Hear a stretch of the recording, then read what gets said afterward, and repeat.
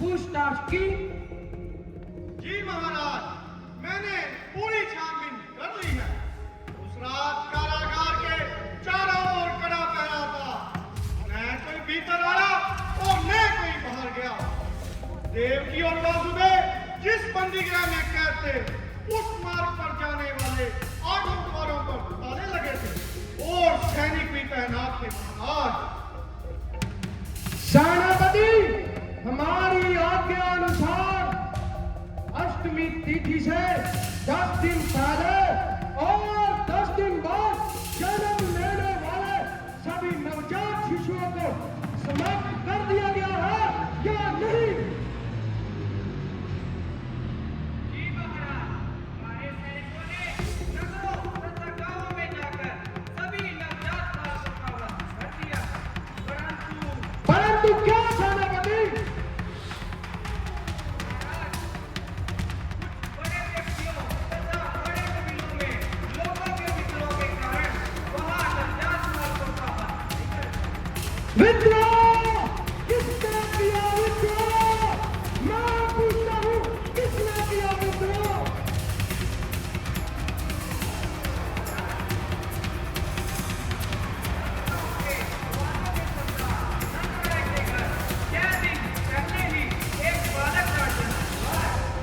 जब हमारे सैनिक वहां जाने लगे तो ग्वालों ने हमारे सैनिकों पर आक्रमण कर दिया।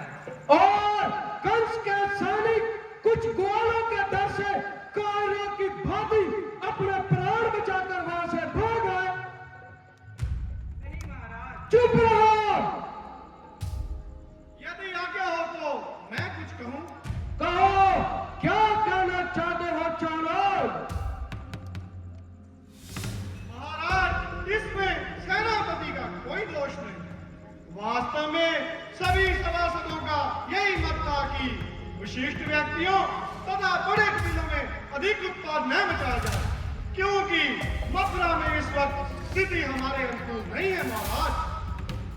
तुम कहना क्या चाहते हो चाणक्य? मथुरापति, हमारी सेना द्वारा पात्रों की हत्या से मथुरा की प्रजा में बहुत आक्रोश है। यदि इस वक्त नंद जैसे बड़े भावों ने विद्रोह कर दिया तो यह आग शीघ्र ही चारों ओर फैल जाएगी महाराज, क्योंकि नंद राय वासुदेव का मित्र भी है। यदि उसे यदुवंशियों का सहयोग मिल गया तो हम मथुरा के भीतर और बाहरी ओर दोनों ओर शत्रुओं से गिर जाएंगे महाराज। तो क्या हम डर के मारे अपने हाथों में चूड़ियां डाल लें? क्या तुम्हें याद नहीं कि देवकी के गर्भ से कनकने ने हमारे हाथ से छूट के क्या कहा था? उसने मेरा मारा कर जन्म ले चुका है और वह मथुरा में सुरक्षित है। वह कोई साधारण कन्या नहीं थी चाणक्य। और सेनापति ने कहा, 6 दिन पहले ही अष्टमी की उसी तिथि को नंद के घर एक नवजात बालक ने जन्म लिया है। और हम यह भी जानते हैं कि नंद और वासुदेव घनिष्ठ मित्र हैं। इसमें अवश्य ही कोई रहस्य है चाणक्य। हम उस बालक को जीवित नहीं छोड़ सकते चाणक्य। हमें उसे समाप्त करना ही होगा चाणक्य। आपकी आज्ञा का पालन अवश्य होगा महाराज, किंतु मेरा एक निवेदन है। हमारी सेना में पूतना, जरासर और अक्षयासर जैसे मायावी राक्षस और चुड़ैल हैं। ये सब एक चुटकी में इन बातों को समाप्त कर सकते हैं। हमारे पास कालिया जैसा नाग भी तो है। इन सब की माया का कोई भेद नहीं, तो हमें सेना भेजने की क्या आवश्यकता है महाराज? वैसे भी हमारी सेना द्वारा अधिकतर बालकों का वध किया जा चुका है। जो कुछ शेष बचे हैं उन्हें हमारे राक्षस और चुड़ैलें समाप्त कर देंगे। वाह चाणक्य, वाह! क्या सुझाव दिया! पूतना, मेरी प्यारी पूतना, यह हमारी सबसे भयंकर चंडाल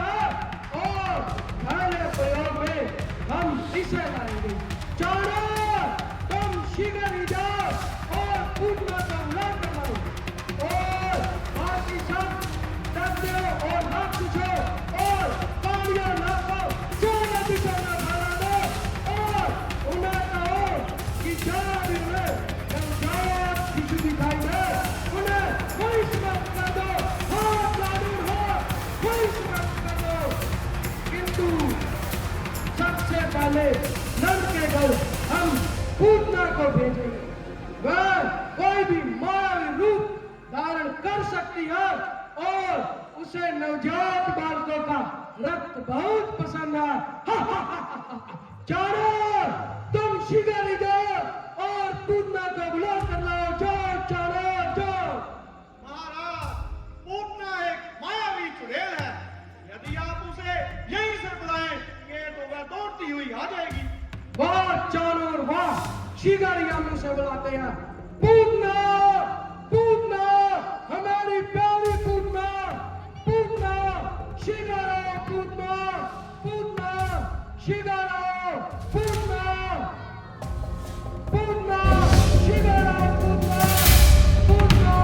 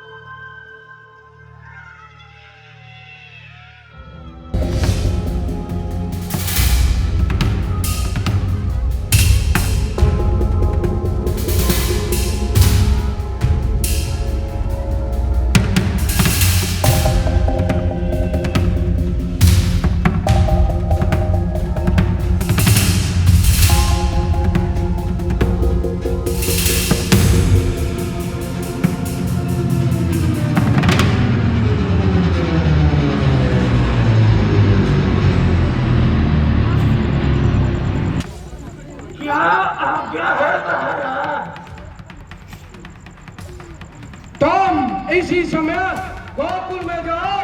वहाँ नंद के घर एक नवजात बालक है। यदि मेरा अनुमान सत्य है तो वह तुम विष्णु हो, विष्णु जो देवताओं की सहायता के लिए पृथ्वी पर अवतरित हुआ। हमें उसे नष्ट करना है पूतना, परंतु विष्णु बहुत ही छल और कपट करता है पूतना।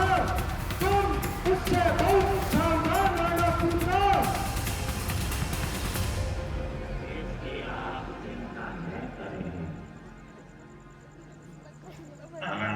चलिया है तब मैं इसको छल से ही मारूंगी।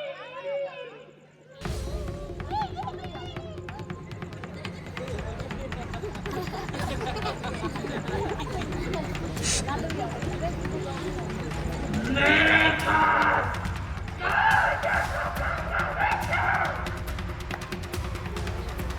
ऐसा भी हाथ लगाने के बाद ही जाता है। वही चाल लिखनास की छाले पर लगाना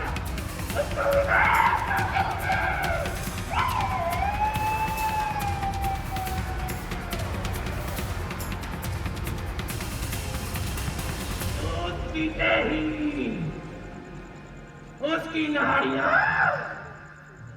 फट जाएंगी। इस समझाने से खत्म। आपको मेरा कोई जवाब सारे